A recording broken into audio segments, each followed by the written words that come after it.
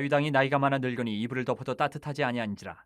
그의 시종들이 왕께 아뢰되 우리 주 왕을 위하여 젊은 처녀 하나를 구하여 그로 왕을 받들어 모시게 하고 왕의 품에 누워 우리 주 왕으로 따뜻하시게 하리이다 하고 이스라엘 사방 영토 내에 아리따운 처녀를 구하던 중 수넴 여자 아비삭을 얻어 왕께 데려왔으니 이 처녀는 심히 아름다워 그가 왕을 받들어 시중 들었으나 왕이 잠자리는 같이 하지 아니하였더라. 그때 하깃의 아들 아도니아가 스스로 눕혀서 이르기를 내가 왕이 되리라 하고 자기를 위하여 병거와 기병과 호위병 50명을 준비하니 그는 압살롬 다음에 태어난 자요 용모가 심히 준수한 자라. 그의 아버지가 내게 어찌하여 그리하였느냐고 하는 말로 한 번도 그를 섭섭하게 한 일이 없었더라.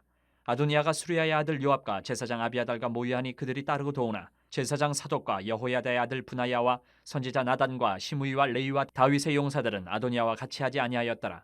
아도니아가 에느로겔 근방 소엘렛 바위 곁에서 양과 소와 살찐 송아리를 잡고 왕자 곧 자기의 모든 동생과 왕의 신하된 유다 모든 사람을 다 청하였으나 선지자 나단과 분하야와 용사들과 자기 동생 솔로몬은 청하지 아니하였더라. 오늘부터 열왕기 상을 묵상을 하겠습니다. 열왕기 상은 이제 다윗의 이제 말년 모습으로 시작이 됩니다. 금방 우리가 나눠 읽은 것처럼 오늘 본문을 통해서 우리가 또 함께 묵상할 내용들을 살펴보겠습니다.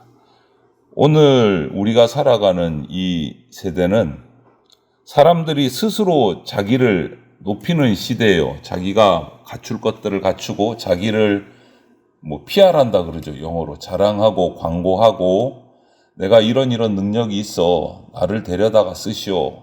이렇게 자기를 자랑하는 시대가 됐어요. 또 그것이 당연한 시대가 됐어요. 너무 조용히 있으면 성공 못한다. 자기 갖출 것을 갖추고 자기를 내세워야 된다. 이러는 시대가 됐는데 우리 성도 입장에서 그런 세상의 흐름에 휩쓸려서 하나님의 때, 하나님의 방법을 분별하지 못하고 조급하게 그냥 인간적인 방법, 인간적인 수단으로 무언가 해내려 하고 이루려 하고 성공하려 한다면 그것은 올바른 방법이 아니다라고 볼 수 있습니다. 그것을 오늘 우리 열왕기 상 첫 시작 서두 부분에서 우리가 본문을 통해서 살필 수 있을 것 같습니다. 시작을 보면 위대한 용사, 이스라엘 최고의 존경받는 왕, 이스라엘을 정말 강대국으로 일으켜 세운 불굴의 신앙인, 또 멋진 왕, 위대한 왕 다윗이 이제 말년이에요. 연약해졌어요. 그 위대한 왕도 강했던 왕도 노년에 들어서자 쇠약해집니다. 오늘 표현을 보니까 정말 이제는 몸이 시려서 견디기 어려운 노년이 되어버렸어요. 이런 다윗의 모습을 보면서 생각할 수 있는 것은 우리도 다 흙에서 나왔기 때문에 때가 되면 흙으로 돌아가야 된다. 이것을 우리가 인정하지 않을 수가 없구나. 그렇기 때문에 하나님 앞에서 매 순간 겸손하게 살아가야 된다. 이것을 우리가 깨달을 수 있어요.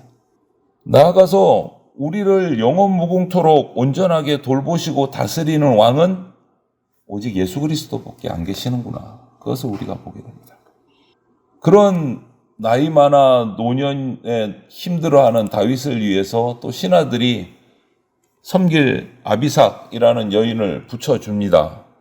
그런 모습, 또 아비삭의 모습을 보면서 우리가 묵상할 것은 정말 영원한 왕이신 예수님께 최선을 다해서 우리가 예배하고 섬겨야 되겠다. 뜻을 다해야 되겠다.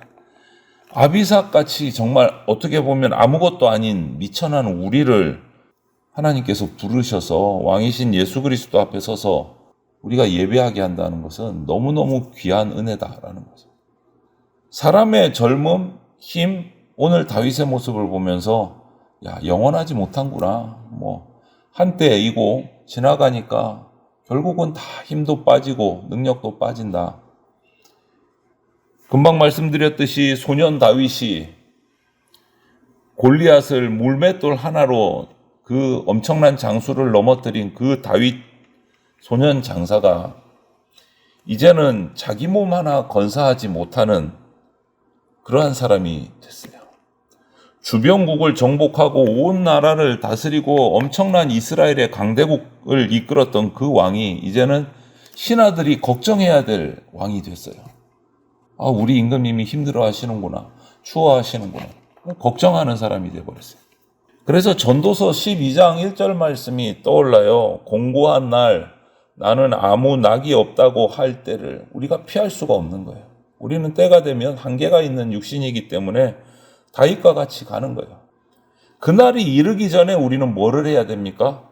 창조주 하나님을 기억해야 됩니다. 창조주 하나님을 경외하고 그분의 명령을 지키면서 이 우리의 노년을 맞이하면, 인생의 황혼기를 맞이하면 그 황혼기는 절망에 허무함 이게 아니고 오히려 소망과 인생의 의미로 가득 찬 새로운 전환기가 될 수 있다. 그렇게 볼 수 있는 거죠. 그리고 오늘 5절 7절을 보니까 다윗이 이렇게 힘들어지니까 이제 분란이 일어나는 거죠. 왕위를 두고 왕자와 아도니아가 들고 일어납니다. 여기서 우리가 또 받을 교훈은 아도니아에게, 왕자니까 당연히 첫 번째 왕자니까 왕위를 이어받는 건 당연하다. 그런데 아도니아가 놓친 게 하나 있어요. 그것만 알았어요. 내가 서열 1위다. 그것만 알았어요. 그런데 하나님의 주권, 하나님의 섭리, 하나님의 뜻이 어디 있는지는 몰랐어요. 무지했어요. 여러분, 무지는 교만을 낳습니다. 무지에서 교만하게 된 아도니아는 자기 방식으로 왕이 되려고 해요. 같은 왕자인 압살롬처럼 용모도 수려했습니다. 요압, 아비아달, 이 중요한 신하들을 자기 편으로 포섭할 정도로 정치적인 수완도 좋았던 것 같아요. 아직 왕이 되지도 않았는데 그 신복들을 자기 편으로 만들었어요. 이렇게 겉으로 외형적으로 볼 때는 왕이 될 만한 사람인 거예요. 능력도 있어 보이고 서열도 왕이 될 서열이고. 그런데 그는 아직 왕으로 있는 다윗이 왕위에서 아직 내려오지도 않은 상황에서 기력이 쇠약해진 때를 기회 삼아서 스스로 왕이 될 것을 공언을 하고 호위병을 거느리고 거의 왕이 된 것처럼 행세를 할 정도로 권력욕이 있었어요. 여러분, 이 아도니아의 모습을 보면서 만약 우리도 깨어있지 못해서 말씀을 묵상하면서 성령 안에 기도하지 않아서 살아간다면 하나님의 인도하심 못 받습니다. 아도니아처럼 외모, 인맥, 가문, 경력 이런 것에 내 눈이 딱 가려져 가지고 하나님 앞에서 어리석은 판단을 할 수밖에 없어요. 우리가 하나님 나라를 위해서 귀하게 쓰임 받기 위해서 모든 기준과 근거는 하나님께 있어야 됩니다. 내 기준이 아니에요. 하나님께 있어야 돼요. 하나님께. 아도니아는 기준을 잘못 세운 거예요. 내가 이 정도면 왕할 수 있잖아. 이제 왕이 될 상황도 됐고 때도 됐고 신하들도 나를 따르고. 그 기준이 어디입니까? 자기예요. 잘못된 기준을 세운 거예요. 아도니아처럼, 또 아도니아를 따랐던 사람들처럼 자기 중심적으로 생각하고 조급하게 판단하면 하나님의 왕되심을 외면하고 거부하는 어리석은 인생을 살게 된다. 능력이 아무리 뛰어나도 교만하고 탐욕스러우면 하나님의 인정을 받을 수가 없습니다. 왜? 하나님은 외모가 아니고 중심을 보시는 분이시기 때문에 아도니아는 왕으로 선택하지 않으셨어요. 하나님의 사람에게 재능이나 능력보다 중요한 것이 있습니다. 그것은 겸손, 충성, 거룩함이에요. 겸손, 충성, 거룩함. 정세를 읽는 거 잘 읽어야 됩니다. 시류에 잘 따라가야 됩니다. 그런데 그거보다 중요한 것은 뭐냐? 무엇이 옳고 그른지를 분별할 수 있어야 돼요. 아도니아를 따라간 요압과 아비아달 보십시오. 아도니아를 아직 다윗 왕이 힘은 빠졌지만 왕위에 있는데도 불구하고 아도니아를 지지했습니다. 자신들은 왕을 섬겨야 되는 신하예요. 그런데 아도니아를 지지했어요. 자격을 보나 자질을 보나 그 다음은 당연히 아도니아가 왕이 될 것 같았어요. 다윗의 기력이 이제 쇠약해져서 새 왕이 이제 올라갈 때가 됐다라고 판단했는지 모르겠어요. 정세는 정확히 읽었어요. 다윗은 힘이 빠졌고 이제 자기 몸 건사하기도 힘들고 다음 왕자가 왕이 돼야 될 때는 맞는 것 같은데 시기는 잘 잡았고 정세는 정확히 읽었을지 몰라도 이들은 무엇을 놓쳤습니까? 하나님의 마음이 어디 있는가를 못 읽었어요. 하나님의 마음을 읽지 못했어요. 왕자인 아도니아에게 충성하면 도리어 왕인 다윗을 무시하게 된다는 것을 생각하지 못했어요. 현실과 상황만 봐서는 여러분, 우리도 올바른 판단을 내릴 수가 없습니다. 올바른 판단 같이 보여요. 요압과 아비아달이 올바른 판단을 내린 것 같아요. 그런데 그렇지 못한 거예요. 우리도 이 요압과 아비아달 같은 판단을 하는 수가 생길 수 있다라는 거예요. 지금 내 상황만, 내 현실만 봐서는 이런 판단이 나올 수 있다.